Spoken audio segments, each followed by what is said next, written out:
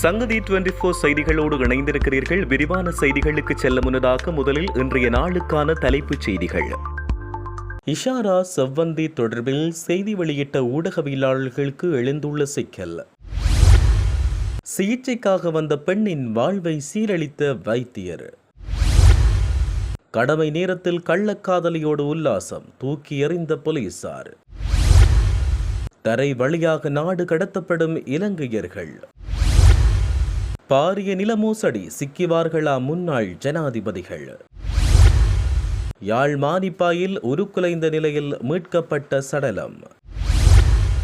முல்லைத்தீவில் கடலுக்கு சென்ற கடற்றொழிலாளர் மாயம். முன்னாள் அமைச்சர் கெஹலிய ரம்புக்வெலவின் மகளும் மருமகனும் கைது. ஐநா மனித உரிமைகள் பேரவையின் உயர்ஸ்தானிகருக்கு அழுத்தம் கொடுக்கும் 5 அமைப்புகள். மனைவி மற்றும் காதலியை கொடூரமாக கொலை செய்த நபர். வெடித்து சிதறியது எலான் மஸ்கின் ஸ்பேஸ் எக்ஸ் ராக்கெட். தொடர்பான விரிவான செய்திகள். கொழும்பு குற்றப்பிரிவுக்கு வாக்குமூலங்களை வழங்குமாறு 2 ஊடகவியலாளர்களுக்கு கொழும்பு தலைமை நீதிவான் உத்தரவு பிறப்பித்துள்ளார். பாதாள உலகக்குழு தலைவர் கனியமுல்ல சஞ்சீவவின் கொலை தொடர்பில் தேடப்படும் முக்கிய சந்தேக நபர்களில் ஒருவரான இஷாரா செவ்வந்தி நாட்டை விட்டு வெளியேறியதாக கூறப்படுவது தொடர்பான அறிக்கைகளை தொடர்ந்து இந்த உத்தரவு பிறப்பிக்கப்பட்டுள்ளது. சந்தேக நபர் இலங்கையை விட்டு வெளியேறிவிட்டதாக கூறும் ஒரு கட்டுரை வெளியிடப்பட்டதை தொடர்ந்து இந்த உத்தரவு பிறப்பிக்கப்பட்டது. கனியமுல்ல சஞ்சீவவை சுட்டுக் கொன்றதற்கு பயன்படுத்தப்பட்ட ஆயுதங்களை வழங்கியதாக கூறப்படும் இஷாரா செவ்வந்தியை கைது செய்வதற்கான தேடுதல் இன்னும் நடைபெற்று வருகிறது. பிப்ரவரியில் கொழும்பு நீதிமன்றத்துக்குள் நடந்த துப்பாக்கிச்சூடு தொடர்பில் துப்பாக்கிதாரி உட்பட பல சந்தேக நபர்களை போலீசார் கைது செய்துள்ளனர். நீர்கொழும்பு மருத்துவமனையின் வெளிநோயாளர் பிரிவில் சிகிச்சை பெற வந்த சீதவ பகுதியைச் சேர்ந்த 19 வயது இளம்பெண்ணை பாலியல் வன்கொடுமை செய்ததாக குற்றம் சாட்டப்பட்ட நீர்கொழும்பு மருத்துவமனையில் பணிபுரியும் வைத்தியர் நீர்கொழும்பு நீதிவான் நீதிமன்றத்தில் அடையாள அணிவகுப்புக்காக ஆஜர்படுத்தப்பட்டார். அடையாள அணிவகுப்பின் போது சந்தேக நபரான மருத்துவரை இளம்பெண் அடையாளம் கண்டதாக தெரிவிக்கப்படுகிறது. அதன்படி சந்தேக நபரை இம்மாதம் 20ஆம் தேதி வரை விளக்கமறியலில் வைக்க நீர்கொழும்பு நீதிவான் உத்தரவு பிறப்பித்தார். நீர்கொழும்பு மருத்துவமனையின் வெளிநோயாளர் பிரிவில் சிகிச்சை பெற வந்திருந்த அந்த இளம்பெண் அப்போது மருத்துவமனையின் வெளிநோயாளர் பிரிவில் பணிபுரிந்த குறித்த வைத்தியரிடம் சிகிச்சை பெறும் போது இளம்பெண் பாலியல் வன்கொடுமைக்கு ஆளானதாக கூறப்படும் சம்பவம் மார்ச் 31ஆம் தேதி பதிவானது. அதன்படி மறுநாள் அந்த இளம்பெண் இந்த சம்பவம் தொடர்பில் நீர்கொழும்பு மருத்துவமனையின் நிர்வாகத்திடம் முறைப்பாடு அளித்தார். சந்தேகத்துக்குரிய வைத்தியர் தொடர்பில் நீர்கொழும்பு மருத்துவமனை மற்றும் சுகாதார அமைச்சு தனித்தனி விசாரணைகளை மேற்கொண்டதோடு வெளிநாட்டு பயண தடையும் விதிக்கப்பட்டது. மேலும் சந்தேகத்துக்குரிய வைத்தியர் சுமார் 2 மாதங்களாக தலைமறைவாகியிருந்ததோடு பின்னர் நீதிமன்றத்தில் சரணடைந்தார். இதன்பொழுது வைத்தியரை 2 வார காலத்துக்கு விளக்கமறியலில் வைக்க நீதிமன்றம் உத்தரவிட்டதோடு அடையாள அணிவகுப்பின் பின்னர் மீண்டும் விளக்கமறியலில் வைக்க நீதிவான் உத்தரவு பிறப்பித்தார். கடமை நேரத்தில் கள்ளக்காதலியோடு உல்லாசம் அனுபவித்த போலீஸ் சார்ஜென்ட் ஒருவர் பணியிடை நீக்கம் செய்யப்பட்டுள்ளார். நாவலப்பிட்டிய நீதிமன்றத்தில் வழக்கு தொடர்பில் சாட்சியம் அளிக்கச் சென்ற மேற்படி கம்பளை போலீஸ் நிலைய சார்ஜென்ட் ஒருவரை பணி இடைநிறுத்தம் செய்யப்பட்டார். நாவலப்பிட்டிய பகுதியில் உள்ள விடுதியொன்றில் கள்ளக்காதலியோடு இருப்பதாக தகவல் கிடைத்ததை அடுத்து குறிப்பிட்ட பெண்ணின் தாயும் சகோதரனும் அங்கு சென்றனர். அதன்போது இருதரப்பினருக்கும் இடையில் பிரச்சனை ஏற்பட்டது. இதையடுத்து போலீஸ் அதிகாரி 20 வயதுடைய தன்னுடைய காதலியோடு அங்கிருந்து தப்பிச் சென்றார். மேற்படி சம்பவத்தில் தான் காயமடைந்ததாக பெண்ணின் தாயார் நாவலப்பிட்டிய போலீஸ் நிலையத்தில் முறைப்பாடு பதிவு செய்தார். அதன் அடிப்படையில் விசாரணை செய்த போலீசார் சந்தேக நபரை தற்காலிகமாக பணி இடைநிறுத்தம் செய்துள்ளனர். மத்திய கிழக்கில் நிலவுகின்ற ராணுவ நிலைமை காரணமாக சிறப்பு தேவை ஏற்பட்டால் இஸ்ரேலில் பணிபுரியும் இளைஞர்களை திருப்பி அனுப்புவதற்கான அனைத்து ஏற்பாடுகளையும் அரசாங்கம் மேற்கொண்டுள்ளதாக அரசாங்கம் அறிவித்துள்ளது. வெளியுறவு அமைச்சர் விஜித கேரத் இன்று நாடாளுமன்றில் இதை குறிப்பிட்டார். இஸ்ரேலில் உள்ள அனைத்து விமான நிலையங்களும் மூடப்பட்டுள்ளதால் எல்லை நாடுகள் வழியாக இளைஞர்களை நாட்டுக்கு திருப்பி அனுப்ப நடவடிக்கை எடுக்கப்படுவதாக அவர் தெரிவித்தார்.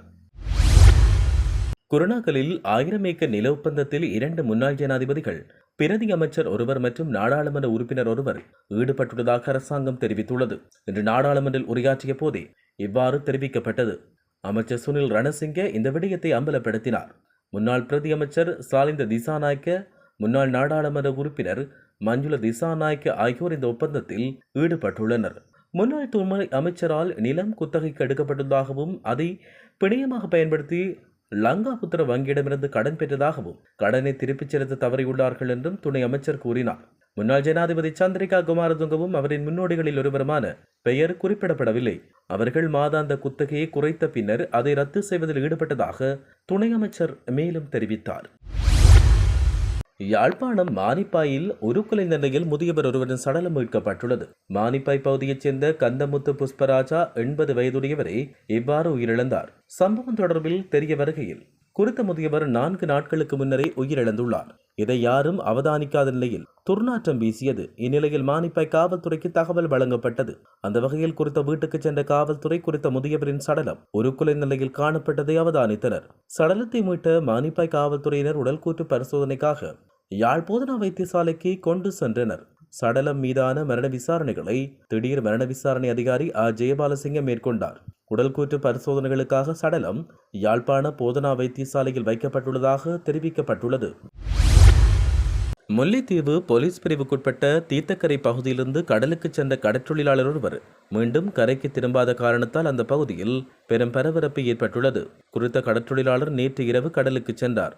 இந்நிலையில் இன்று அந்த பகுதி கடற்றொழிலாளர்கள் கடலுக்கு சென்ற காணாமல் போன கடற்றொழிலாளரின் படகு கடலில் மிதந்து வருவதை அவதானித்தனர். இதனையடுத்து காணாமல் போன கடற்றொழிலாளரின் உறவினர்களுக்கு தகவல் கொடுத்துவிட்டு கடலில் இருந்து அவர் பயணித்த படகை கரைக்கு கொண்டு வந்தனர். குறித்த கடற்றொழிலாளர் சட்டவிரோத கடற்றொழில் நடவடிக்கையில் ஈடுபட்டிருப்பவர்களால் கொலை செய்யப்பட்டு கடலில் வீசப்பட்டிருக்கலாம் என கடற்றொழிலாளர்கள் சந்தேகம் வெளியிட்டுள்ளனர். முல்லைத்தீவு கடலில் சட்டவிரோத கடற்றொழில் நடவடிக்கைகள் தொடர்ச்சியாக இடம்பெற்று வருகின்றமையும் குறிப்பிடத்தக்கது. முன்னாள் அமைச்சர் கெஹலிய ரம்புக்வெலவின் 2 மகள்கள் மற்றும் மருமகன் ஆகியோர் கைது செய்யப்பட்டனர். பணமோசடி குற்றச்சாட்டு தொடர்பான தொடர்ச்சியான விசாரணையின் பேரில் அவர்கள் இன்று கைது செய்யப்பட்டனர். சாமித்திரி ஜெயனிகா ரம்புக்வெல, அமலி நயனிகா ரம்புக்வெல மற்றும் அமலி ரம்புக்வெலவின் கணவர் இசுர் புலசி பண்டார போகஸ்தனி ஆகியோரை இவ்வாறு கைதாகினர். சர்வதேசத்தின் 5 முன்னணி சர்வதேச மனித உரிமைகள் அமைப்புகள் ஐக்கிய நாடுகள் சபையின் மனித உரிமைகள் பேரவையின் உயர்ஸ்தானிகர் வோல்கர் டர்க்கிடம் இலங்கை தொடர்பில் கோரிக்கைகளை முன்வைத்துள்ளனர். பல தசாப்தங்களாக தீர்க்கப்படாத மனித உரிமை மீறல்களுக்கு சர்வதேச விசாரணையை வலுப்படுத்தவும் பொறுப்புக்குரலை கோரும் வகையிலும் இலங்கைக்கான பயணத்தை அவர் பயன்படுத்த வேண்டும் என்றும் குறித்த அமைப்புகள் கோரிக்கை விடுத்துள்ளதாக தெரிய வருகின்றது. குருநாகல் குளியாப்பட்டிய பிரதேசத்தில் தொலைபேசி மூலம் மற்றொரு காதல் விவகாரம் இருப்பதாக சந்தேகித்து தன்னுடைய சட்டத்துக்கு புறம்பான முறைசாரா காதலியை சுத்தியலால் தாக்கி கொலை செய்ததாக கூறப்படும் நபர் ஒருவர் கைது செய்யப்பட்டுள்ளார். உபேந்திர சேரசிங்க என்ற நபரை குளியாப்பட்டிய குற்றப்புலனாய்வு பிரிவினரால் கைது செய்யப்பட்டுள்ளார். கைது செய்யப்பட்டுள்ள நபர் முன்னாள் சிவில் பாதுகாப்பு படையின் அதிகாரி என்றும் அவர் தும்மல சூரிய பகுதியில் உள்ள நிலக்கரி ஆலையில் பணிபுரிந்து வந்துள்ள நிலையில் கைது செய்யப்பட்டுள்ளதாக தெரிவிக்கப்படுகிறது. இதேவேளை குறித்த சந்தேக நபர் முன்னர் வேலைக்கந்த பகுதியில் வசித்து வந்த நிலையில் அவரின் மனைவி வேறொருவரோடு தொடர்பில் இருந்ததைக் கண்டு கழுத்தினை அறுத்து கொலை செய்தார். இந்த தாக்குதலில் மனைவியுடன் தொடர்பில் இருந்த நபரும் கத்தியால் தாக்கப்பட்டதில் அவர் கையை இழந்ததாகவும் தப்பித்து உயிர் பிழைத்ததாகவும் போலீசாருக்கு தகவல் கிடைத்தது. பின்னர் சந்தேக நபர் அந்த இடத்தை விட்டு வெளியேறி தும்மல சூரிய பகுதியில் உள்ள ஒரு தென்னை நார் ஆலையில் பணிபுரிந்து கொண்டிருந்த போது கடந்த மாதம் 23ஆம் தேதி அவரின் சட்டத்துக்கு புறம்பான காதலியின் தலையில் அடித்து கொலை செய்தார். குறித்த நபரை கைது செய்ய தும்மல சூரிய போலீசார் விசாரணைகளை தொடங்கிய நிலையில் கிடைத்த ரகசிய தகவலின் பிரகாரம் வெண்ணப்பூ பகுதியில் உள்ள தென்னை நார் ஆலையில் இருந்தபோது அவர் கைது செய்யப்பட்டார். அமெரிக்காவின் தெற்கு டெக்காஸ் பகுதியில் உள்ள எலான் மஸ்க் தலைமையில் உள்ள ஸ்பேஸ் எக்ஸ் நிறுவனத்தின் சோதனை தளத்தில் ஸ்டார்ஷிப் ராக்கெட் வெடித்து சிதறியது. இதனால் அந்த பகுதியில் பெரும் தீப்பிழம்பு உருவாகியது. குறித்த சம்பவம் நேற்று இரவு இடம்பெற்றது.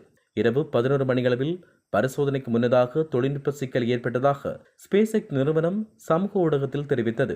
ஸ்டார்ஷிப் என்பது விண்வெளி பயணம் முதல் செயற்கைக்கோள் ஏவுதல் வரை பல்வேறு பணிகளை மேற்கொள்ளும் நோக்கத்தோடு ஸ்பேஸ் எக்ஸ் நிறுவனத்தால் உருவாக்கப்பட்டு வரும் ஒரு ராக்கெட் ஆகும். இந்த வெடிப்பால் ஏற்பட்ட தீ விபத்தில் பணியாற்றிய ஊழியர்கள் யாரும் காயமடையவில்லை என்றும் அருகிலுள்ள குடியிருப்பு பகுதிக்கு எந்தவிதமான ஆபத்தும் ஏற்படவில்லை என்றும் தெரிவிக்கப்பட்டுள்ளது. இந்நிலையில் பாதுகாப்பு நடவடிக்கைகள் தொடர்ந்து நடைபெற்று வருவதால் பொதுமக்கள் அந்த பகுதிக்கு செல்ல வேண்டாம் என ஸ்பேஸ் எக்ஸ் நிறுவனம் எச்சரிக்கை விடுத்துள்ளமை குறிப்பிடத்தக்கது. இத்துடன் செய்திகள் யாவும் நிறைவு பெறுகின்றன. மேலதிக செய்திகளுக்காக சங்கதி 24.com உடன் இணைந்திருங்கள். வணக்கம்.